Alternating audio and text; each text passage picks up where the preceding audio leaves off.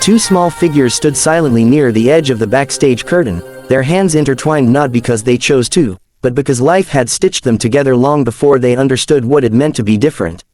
The soft glow of backstage lights caught the nervous shimmer in their eyes. They were only 14, conjoined twins who had spent their entire lives navigating the world side by side, literally. Every step they took, every turn they made, every decision they faced had to be done together. And today, they were about to step onto the world's biggest stage. Their mother whispered comforting words, brushing her fingers over their hair the way she had since they were babies. She kept repeating that everything would be fine, that the world needed to hear their voices, that people needed to see the miracle she saw every day. But the girls could hear the rumble of the crowd outside, thousands of people buzzing with excitement, unaware of the story of pain, courage, and unity that was about to unfold before their eyes. The twins inhaled deeply at the same time. Years of therapy had strengthened their lungs, but anxiety always made breathing difficult. They had practiced this moment in their small living room back home in Missouri, how they would walk, how they would stand, how they would raise the microphone together, and how their voices would merge into one fragile but powerful melody. Yet nothing could prepare them for the reality of standing backstage at America's Got Talent, moments away from being seen by millions. When the stage manager signaled that it was time, the girls exchanged a tiny nod and took their first synchronized steps forward. The bright stage lights poured over them like a tidal wave, making their eyes squint as they emerged from the shadows. The audience gasped, some from shock, some from awe, many from pure curiosity. They had never seen conjoined twins on this stage before. Simon Cowell leaned forward instantly, studying them with a mixture of surprise and tenderness. Heidi's hand rose to her heart. Howie blinked hard, taken aback by what he was seeing. Sophia leaned forward with her usual warmth, already rooting for them before they even spoke. Simon asked them gently for their names, and the twins answered in perfect harmony. Their voices sounded like one voice split into two bodies, each syllable shaped by their years of speaking together, laughing together, and crying together.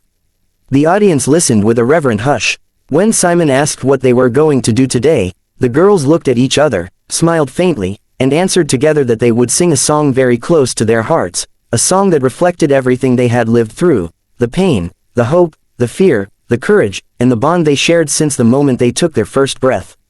The music began softly, a single piano note, then another. The audience leaned in as the twins lifted the microphone between them, raising it with a slow, careful motion. Then their voices emerged, delicate, trembling at first, like the flutter of a wounded bird trying to fly. But with every line, every note, their strength grew. Their song spoke of longing, of wishing to be seen for their souls and not their condition. It spoke of nights spent awake listening to each other's heartbeat because they didn't know where one heartbeat ended and the other began. It spoke of people staring at them in public, whispering, pointing, and sometimes crying when they realized the hardships these girls had faced. But then the song shifted. Their voices brightened, rising like a sunrise after a long storm. They sang of the love that held them together, the laughter they shared, the dreams they still dared to chase. They sang of becoming each other's strength, each other's courage, each other's best friend. Their harmonies were pure, haunting, and unlike anything the judges had ever heard.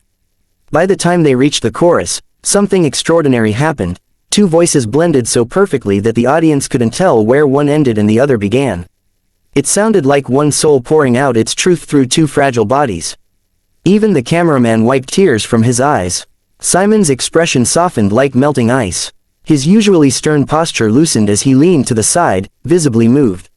Heidi's tears began falling before she could hide them. Howie swallowed hard, his eyes glossy. Sophia pressed a hand to her mouth, whispering something in Spanish under her breath, something like, Dios mío, qué hermoso. But the girls weren't looking at the crowd, the cameras, or the judges. Their eyes were closed, their foreheads touching gently as they sang. They were lost inside their own story, their own memories, their own world where pain had shaped them but love had saved them. They sang about the risk surgeons had offered them when they were younger, the option of separation.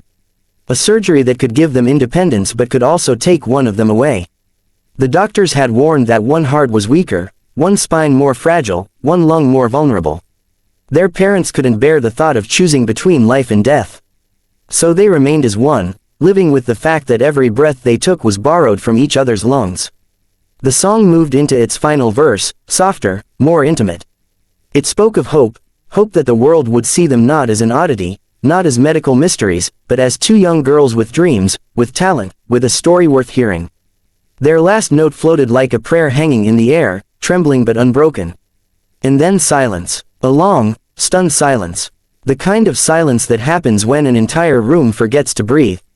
Suddenly, the audience rose to their feet all at once, applause exploding like thunder. People were crying openly, men, women, children, clapping so loudly the floor shook. Heidi covered her face with both hands, unable to speak. Sophia was wiping her tears again and again. Howie kept shaking his head in disbelief, muttering, "That was incredible, absolutely incredible." Simon needed a moment. You could see his jaw tighten emotionally. He straightened his shirt as if grounding himself. Then he said something that would be replayed around the world for years, that their courage, bravery, and talent had created one of the purest moments ever witnessed on AGT.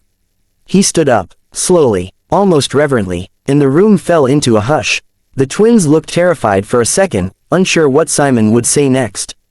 But then his hand reached forward toward the golden buzzer. The audience screamed before he even pressed it.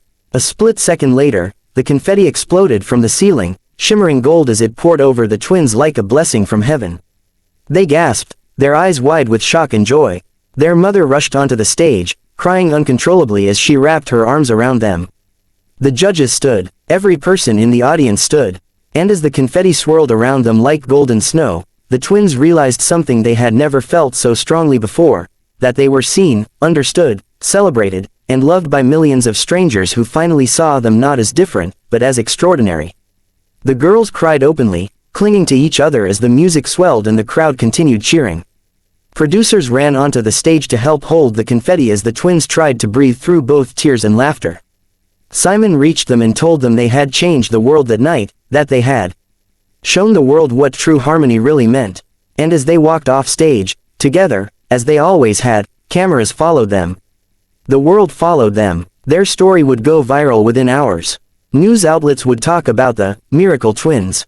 Millions would watch their performance again and again, sharing it across continents. People who had been losing hope would find inspiration in their strength. Parents of children with disabilities would write messages saying the twins gave them courage. Doctors would comment about their rare medical condition, amazed by their survival and even more amazed by their talent. But to the twins, none of that mattered as much as that moment backstage when they finally exhaled. Their mother hugged them both, whispering how proud she was, how brave they were, how beautiful their voices sounded. The twins smiled, still wiping confetti from their hair, still trembling with the overwhelming love they had just received.